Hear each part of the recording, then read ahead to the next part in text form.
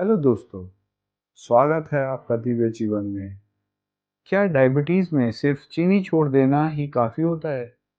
अगर आप मीठा नहीं खाते, फिर भी सुबह की शुगर बढ़ी हुई आती है, तो इसके पीछे सिर्फ चीनी नहीं, बल्कि आप क्या खाते हैं, कब खाते हैं, कितना खाते हैं, कितनी देर सोते हैं और खाने के बाद कितने सक्रिय रहते हैं, ये सभी कारण हो सकते हैं। लेकिन सवाल यह है, आज का विज्ञान क्या कहता है?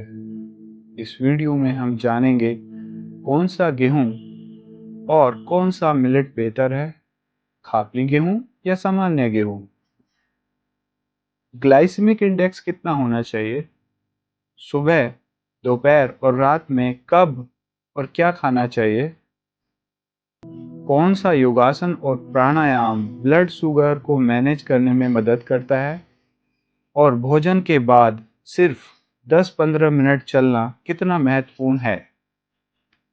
वीडियो के अंत तक ज़रूर बने रहिए, क्योंकि इन सभी बातों को जोड़कर एक सुबह से रात तक की सरल डायबिटिक फ्रेंडली डेली रूटीन भी बनाएंगे। तो आइए समझते हैं, डायबिटिक से डरना नहीं, उसे समझना है और अपनी रोज़मर्रा की आदतों को बेहतर बनाना ही सबसे अच्छा है। लाइफस्टाइल को बेहतर बनाने के साथ साथ हमें अपने खाने को टाइम से लेना बहुत ही इम्पोर्टेंट है। जैसे ब्रेकफास्ट हमें 7 से 9 बजे के बीच में ले लेना चाहिए, लंच हमारे 12:30 से 2 बजे के बीच, और स्नैक्स हमारे 4:30 से 5:30 के बीच, और डिनर हमारा 6:30 से 7:30 और मैक्सिमम 8 बजे तक ही ले सकते हैं। अगर हमें ब्लड शुगर हो गया है, तो उसके बाद हमारी स्ट्रेस लेवल बहुत हाई हो जाता है कि हम अब क्या खाएंगे और ऐसा क्या खा सकते हैं शुगर में जो अब तो कुछ हमारे लिए बचा ही नहीं है। लेकिन ऐसा नहीं है, बहुत सारे लो जीआई लो ग्लाइसेमिक इंडेक्स फूड हैं जो आप ब्रेकफास्ट, लंच और डिनर में खा सकते हैं। आप अगर एक्सप्लोर करोगे तो हमने पिछली वीडियो में देखा था कि मूंग की दाल एवोकाडो डोसा हमने पहले ही बनाया था, जो शुगर ब्लड शुगर वालों के लिए बहुत ही लाभदायक होता है। मूंग की दाल का चीला, स्प्राउट और बहुत सारे वेजिटेबल उपमा हम खा सकते हैं। जब हम लंच की बात करते हैं तो लंच में भी बहुत सारी ऑप्शंस होते हैं। गेहूं की जगह हम खापली गेहूं ले सकते हैं, जिसका ग्लाइसेमिक इंडेक्स बहुत कम होता है। और मूंग की दाल, खिचड़ी, फॉक्सटेल, चना राजमा, ये बहुत सारी चीज़ें हम खा सकते हैं लंच में। खापली जो गेहूं होता है, उसकी जो रोटियां होती हैं बहुत ही सॉफ्ट होती हैं।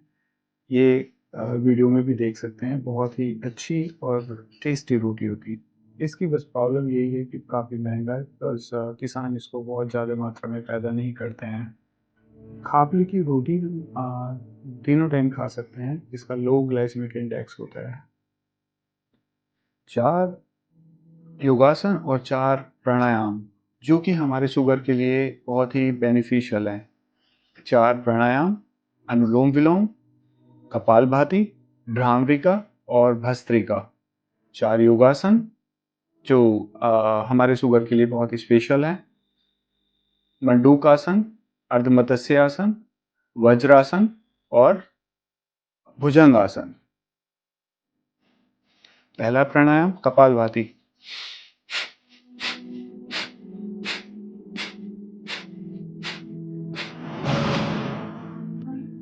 दूसरा प्राणायाम अनुलोम विलोम।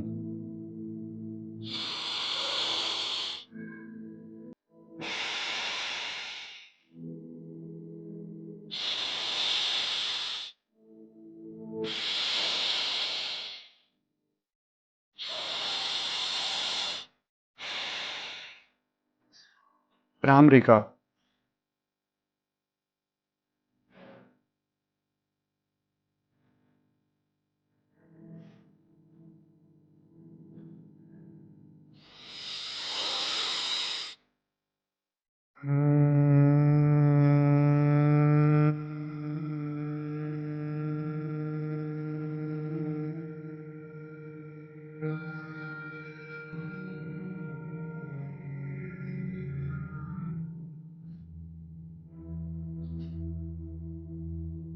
भस्त्रिका प्राणायाम।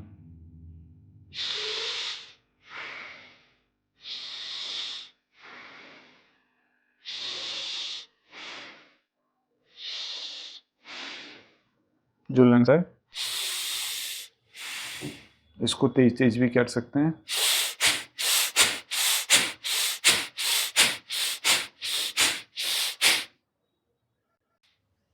मंडूकासन।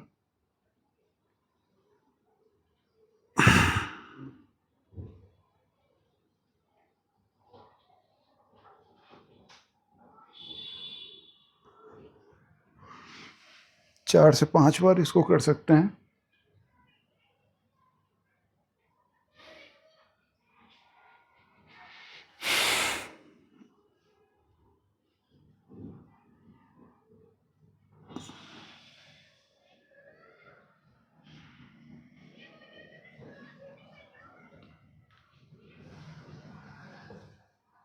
नेक्स्ट आसन हम करेंगे अर्ध मत्स्य आसन।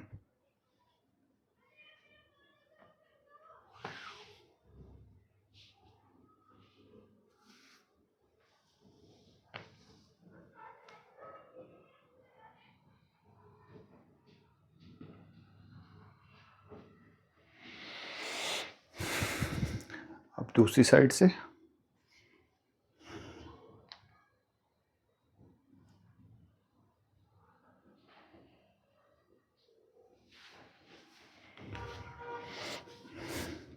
तीसरा आसन करेंगे हम भुजंग आसन। उल्टा लेट जाएंगे।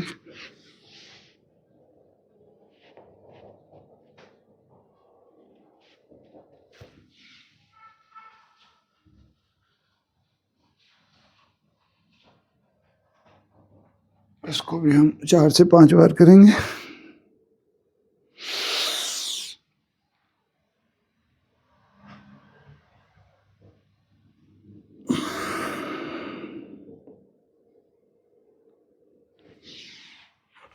और फिर जो चौथा आसन है वो है वज्रासन। खाने के बाद डाइजेस्टिव सिस्टम को इम्प्रूव करता है।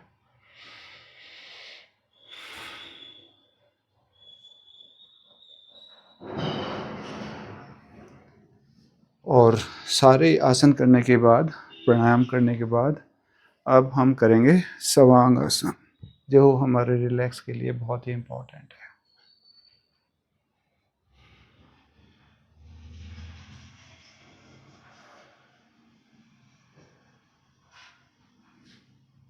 आइज बंद करके जीरो थॉट स्टेट में आराम से लेट जाएंगे। खाना खाने के लगभग 2 घंटे बाद हमारी इंसुलिन हाई पीक पर होता है, तो उस समय हमें ध्यान रखना है कि सर्टेन एक्सरसाइज करनी है 5 से 10 मिनट, जिससे हमारा इंसुलिन कंट्रोल में आ जाए। जैसे वॉक कर सकते हो आप कुछ एक्सरसाइज है जैसे आप इस तरह से कर सकते हैं। और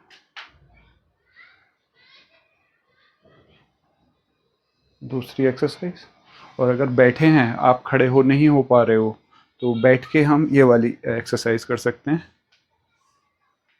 तो इससे हमारा फटाफट जो शुगर है वो मैनेज हो जाएगा। और इसको हर खाने के 2 घंटे बाद ट्राई करना है।